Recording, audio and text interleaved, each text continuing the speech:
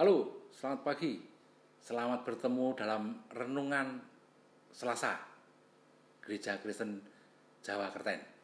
Saya Hanung dari Blok Sari Mulyo mengucapkan salam sehat, salam bahagia, salam semangat. Mari sebelum kita mulai renungan hari Selasa ini, kita berdoa. Saya akan pimpin. Tuhan Allah Bapa kami yang bertata dalam berkat surga yang mulia, kami mengucap syukur bahwa Tuhan senantiasa melindungi kehidupan kami. Tuhan senantiasa sertai, Tuhan lindungi, Tuhan berkati. Biarlah kami selaku umat yang penuh dengan dosa dapat Engkau urapi, sehingga kami sadar bahwa kami tidak dapat hidup tanpa campur tangan Tuhan. Saat ini kami akan merenungkan firman Tuhan, sehingga kiranya dapat menjadi pedoman buat kami. Hanya Engkau yang akan menuntun langkah-langkah kami. Amin. Pada pagi hari ini saya akan membawakan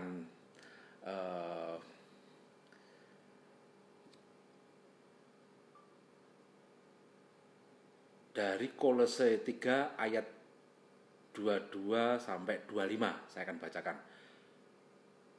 Hai hamba-hamba, taatilah Tuhanmu yang di dunia ini dalam segala hal. Jangan hanya di hadapan mereka saja untuk menyenangkan mereka, melainkan dengan tulus hati karena takut akan Tuhan. Apapun juga yang kamu perbuat, perbuatlah dengan segenap hatimu seperti untuk Tuhan dan bukan untuk manusia. Kamu tahu bahwa dari Tuhanlah kamu akan menerima bagian yang ditentukan bagimu sebagai upah. Kristus adalah Tuhan dan kamu hambanya. Barang siapa berbuat kesalahan, ia akan menanggung kesalahan itu, karena Tuhan tidak memandang orang. Untuk judul renungan hari Selasa ini, saya ambilkan judul Pekerja Kristen yang Integritas. Bahwa semua perusahaan, apapun itu bentuknya, pasti mencari pekerja yang integritasnya tinggi untuk mendukung perusahaan tersebut supaya lebih produktif dan memperoleh keuntungan. Mengapa demikian? Dalam bentuk dan jenis pekerjaan dilakukan oleh pekerja-pekerja yang Kristen harusnya mempunyai spirit, motivasi, tujuan yang lebih. Landasan kerja bagi orang Kristen yang berintegritas adalah kebenaran firman Tuhan. Rasul Paulus menegaskan dalam Kolose tadi yang kita baca di ayat 23, apapun juga yang kamu perbuat, perbuatlah dengan segenap hatimu seperti untuk Tuhan, bukan untuk manusia. Integritas, kata-kata ini sering kita dengar. Saya mengambilkan terjemahan dari Kamus Bahasa Indonesia. Arti dari integritas adalah mutu, sifat, atau keadaan yang menunjukkan kesatuan yang utuh, sehingga memiliki potensi dan kemampuan yang memancarkan kewibawaan, kejujuran. Jadi pengertian dari integritas adalah kualitas sifat moral di mana ada satu kesatuan yang utuh antara perkataan dengan perbuatan kita, yaitu jujur dalam kata dan perbuatan kita. Pertanyaan penting selanjutnya yang mungkin akan kita tanyakan, apakah ciri-ciri dari pekerja Kristen yang berintegritas? Cirinya ada 3. 1, harus mentaati pimpinan. 2, bekerja dengan sepenuh hati. 3, menjaga kepercayaan yang Tuhan berikan. Ada 3. Ini ada 3 poin. Yang pertama kita coba buka. Untuk mentaati pimpinan. Ini tadi seperti yang kita baca di Kolose 3 yang ayat 22. Hei hamba-hamba, taatilah Tuanmu di dunia ini dengan segala hal. Jangan hanya di hadapan mereka saja untuk menyenangkan mereka, melainkan dengan tulus hati karena takut akan Tuhan. Ini ada ilustrasi video. Silakan. Nah, ilustrasi tadi kita lihat Mr. Bean, orang yang kita kenal sebagai pribadi yang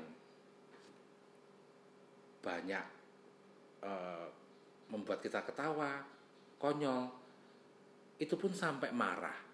Karena apa? Karena dia mendapatkan pelayanan yang kurang memuaskan.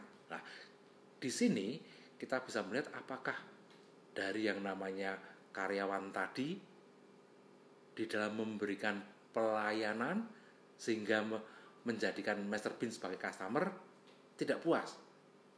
Mungkin karyawan tadi karena tidak ada atasannya, tidak ada pimpinannya, sehingga berbuat semaunya sendiri. Ini tidak benar kalau kita kembalikan ke Kolose 3 ayat 22 tadi. Kalimat hei hamba-hamba menunjuk kepada pekerja Kristen yang sudah di dalam Yesus Kristus. Selanjutnya, taatilah Tuhanmu di dunia ini. Menunjuk kepada pimpinan yang mempunyai kuasa merupakan implikasi dari sikap takut dan taat pada Tuhan yang diperlihatkan oleh setiap pekerja Kristen. Itu sebabnya setiap pekerja Kristen harus membangun sikap yang benar terhadap kepemimpinan dalam perusahaan atau di mana ia bekerja. Apa saja sikap benar itu? Ada 2 poin. 1, kita harus rendah hati. Yang kedua, kita harus senantiasa jujur. Itu poin pertama. Dalam kita tadi harus mentaati pimpinan kita. Yang kedua, bekerja dengan sepenuh hati. Itu dilandaskan pada Kolose ayat 3 ayat 23. Apapun juga yang kamu perbuatlah dengan segenap hatimu untuk Tuhan dan bukan untuk manusia. Spirit pekerja Kristen untuk melaksanakan tugas dan pekerjaannya adalah spirit pengabdian kepada Tuhan. Karena spirit kepada pengabdian Tuhan, maka tidak ada alasan bagi pekerja Kristen untuk melakukan tugas dengan setengah hati. Itu sebabnya sebagai bentuk dari integritas kita kepada Tuhan, ia harus mempersembahkan yang terbaik kepada Tuhan. Ada istilah bekerja adalah ibadah. Anggap saja kalau itu ibadah, kita harus memberikan yang terbaik. Ibaratnya kalau kita besok itu adalah hari kiamat, berarti hari ini kita dalam bekerja, kita harus benar-benar sungguh-sungguh, harus memberikan kesan yang paling baik. Itu kerja sebagai ibadah. Karena semua itu merupakan visi misi kita yang harus kita pertanggungjawabkan kepada Tuhan. Jika motivasi pekerja Kristen ketika melakukan tugas atau pekerjaannya untuk menyenangkan perusahaan, menyenangkan sesama, atau menyenangkan pimpinan saja, maka masih ada peluang untuk memanipulasi pimpinan dan rekan kerja. Oleh karena itu, sebagai pekerja Kristen yang berintegritas, ada beberapa hal yang harus kita perhatikan. Pertama, kita harus senantiasa melibatkan Tuhan dalam semua pekerjaan. Berdoa pada Tuhan, mohon bimbingan Roh Kudus, minta hikmat dari Tuhan supaya dalam kita melaksanakan tugas, pekerjaan tidak melakukan penyimpangan, karena Tuhan senantiasa mengawasi. Bagi pekerja Kristen yang berintegritas merupakan momen untuk merasakan kehadirannya, mengalami pertolongan-pertolongan ketika ada kesulitan dalam melaksanakan tugas atau pekerjaan, serta memuliakan Tuhan atas campur tangannya dalam totalitas tugas atau pekerjaan yang dilakukan. Kedua, lakukan tugas tersebut secara total. Rasul Paulus mengatakan, apapun juga yang kamu perbuat, perbuatlah dengan segenap hatimu. Pesan ini menegaskan bahwa sebagai pekerja Kristen yang berintegritas harus melakukan pekerjaan secara total. Secara total artinya mengerahkan segala daya, upaya, tenaga, waktu, skill, dan pengetahuan yang dimiliki untuk keberhasilan kerja. Bagi Paulus, suatu pekerjaan bisa berhasil secara optimal bila dilakukan dengan total, yaitu dengan hati. Ketika hati dalam frasa perbuatlah dengan segenap hatimu, dalam teks aslinya menggunakan kata psuke, yaitu jiwa. Jiwa berbicara tentang eksistensi secara utuh seseorang. Dalam kapasitas itulah seorang pekerja Kristen yang integritas mengerjakan tugas atau pekerjaannya secara tuntas. Poin yang ketiga, menjaga kepercayaan yang Tuhan berikan. Rasul Paulus menulis demikian, kamu tahu bahwa dari Tuhanlah kamu akan menerima bagian yang ditentukan bagimu sebagai upah. Kristus adalah Tuhan dan kamu adalah hamba. Barang siapa berbuat kesalahan, ia akan menanggung kesalahannya itu, karena Tuhan tidak memandang orang. Kolose 3 ayat 24 dan 25. Paulus tegaskan bahwa Kristus adalah pimpinan kita dan kita mengabdi kepadanya. Karena Kristus adalah pimpinan kita dan kita mengabdi kepadanya, maka Dia sendirilah yang akan memberkati hidup kita dan melimpahkan segala berkat kepada kita, karena kita layak menerimanya. Oleh karena itu, kita harus menata diri sedemikian rupa sehingga kita layak dikucuri berkat yang sudah ditentukan oleh Kristus sebagai pimpinan kita yang adil dan penuh kasih. Sebagai pekerja yang Kristen yang berintegritas, maka ada beberapa yang perlu mendapatkan perhatian dari kita. Pertama, sadari bahwa tugas, pekerjaan, dan jabatan yang ada pada kita itu adalah suatu kepercayaan. Karena itu suatu kepercayaan, maka harus dijaga dengan integritas. Sebab kalau tidak, hal itu akan diambil dari kita. Karena itu merupakan suatu kepercayaan. Dengan kesadaran tersebut, orang percaya yang bekerja akan melakukan tugasnya dengan tanggung jawab di hadapan Tuhan. Poin kedua, harapkan berkat dari Tuhan. Dalam konteks abad pertama, seorang hamba atau budak tidak mendapat upah dari tuannya untuk sesuatu yang dikerjakan.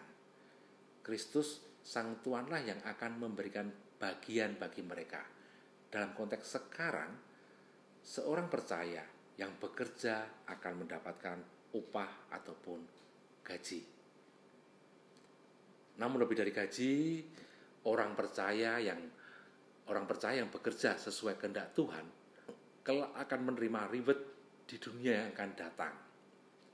Sebaliknya, mereka akan mendapatkan ganjaran kalau bekerjanya secara serampangan, seperti yang ditulis di Kolose 3 ayat 25. Jangan melakukan kecurangan seperti korupsi ataupun malah mencuri uang perusahaan karena ingin memenuhi kehidupan Anda. Harapkanlah berkat dari Tuhan dan Dia akan memenuhi apa yang menjadi kebutuhan Anda karena Anda bekerja penuh secara integritas. Ada renungan masalah wortel, telur, sama biji kopi. Ya, itu kita akan melihat ilustrasi dari wortel, telur, dan kopi. 3 macam barang ini kita masak dalam pan sendiri-sendiri. Kita masak selama 15 menit. Dari wortel yang awalnya ini keras, setelah dimasak 15 menit tadi akan menjadi empuk. Telur yang awalnya itu cair, lunak, setelah dimasak 15 menit akan menjadi keras bagian dalamnya. Ketiga, kopi setelah dimasak 15 menit, apa yang akan terjadi? Bahwa bubuk kopi sudah hilang, tetapi air panasnya sudah berubah warna dan mempunyai bau kopi yang sangat harum. Sekarang kita coba pikirkan masalah pekerjaan. Pekerjaan itu tidak selamanya mudah. Pekerjaan itu tidak selamanya nyaman. Bahkan kadang-kadang pekerjaan menjadi sangat susah. Keadaan tidak berubah seperti yang kita inginkan. Orang-orang tidak memperlakukan kita seperti yang kita harapkan. Kita bekerja sangat keras, tetapi tidak mendapatkan hasil yang memuaskan. Apa yang terjadi pada saat itu? Kita menghadapi kesulitan. Apalagi zaman sekarang ini ada yang namanya gap generation. Gap generation ini, kalau dulu ada baby boomer, ada golongan X, ada golongan Y, ada golongan Z. Ini di dalam bekerja pun juga akan mempengaruhi. Anak-anak yang mungkin termasuk dalam golongan Z saat ini memang menguasai, boleh dibilang hampir di semua sektor yang menguasai anak-anak golongan Z. Mereka mungkin sudah berbeda sekali dengan bapak-bapak yang sudah atau ibu-ibu yang sudah termasuk baby boomer ataupun yang Z atau X. Itu sudah berubah sikap dan cara-caranya. Tetapi ini semua membutuhkan penyelarasan. Golongan Z yang saat ini menguasai harusnya juga melihat bahwa di atasnya itu masih ada baby boomer ataupun golongan X. Oke, kita lanjutkan. Sekarang kita pikirkan tentang ketiga panci tersebut. Air yang mendidih tadi ibarat masalah di pekerjaan kita. Wortel. Kita awalnya sangat semangat. Kita kepingin maju. Kita kuat, tegas. Ibaratnya kalau kita wortel, setelah kita bekerja atau keluar dari pekerjaan tersebut, kita menjadi pribadi yang lemah, loyo. Itu kalau wortel. Kita menjadi lelah, kita kehilangan harapan, kita gampang menyerah, hilang semangat dan perjuangan kita. Maka jangan mau untuk menjadi wortel. Telur. Kita yang awalnya mempunyai hati yang sangat tulus dan sensitif, setelah mengalami bekerja atau setelah kita keluar dari bekerja, akan menjadi pribadi yang sangat egois dan cuek. Kita membenci orang lain, kita membenci diri sendiri. Tidak ada lagi kehangatan di dalam diri kita. Jadi jangan mau menjadi telur. Kita dapat menjadi bubuk kopi. Air tidak mengubah kopi, tapi bubuk kopi yang mengubah air. Airnya berubah menjadi kopi. Lihatlah, ciumlah, dan minumlah. Makin panas airnya, makin enak rasanya. Kita dapat menjadi bubuk kopi, kita berbuat sesuatu yang baik dari tantangan-tantangan yang kita hadapi, kita belajar hal-hal baru, kita mempunyai pengetahuan baru, ilmu baru, skill baru. Kita tumbuh bersama pengalaman.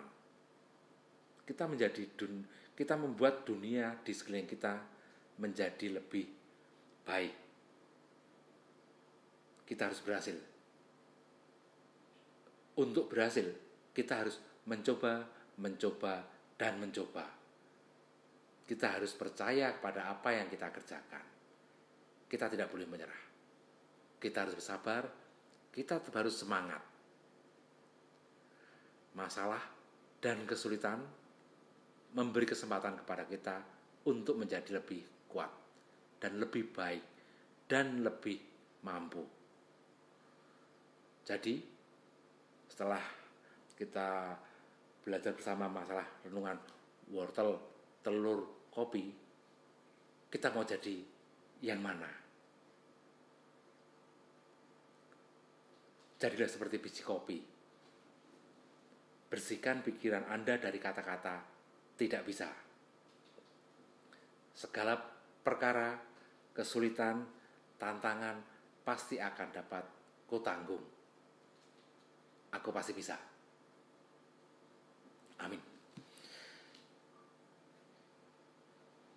Kita berdoa. Ya Tuhan, berikan dukungan yang aku perlukan untuk melakukan pekerjaan-pekerjaan baik setiap hari. Terima kasih Tuhan Yesus. Amin.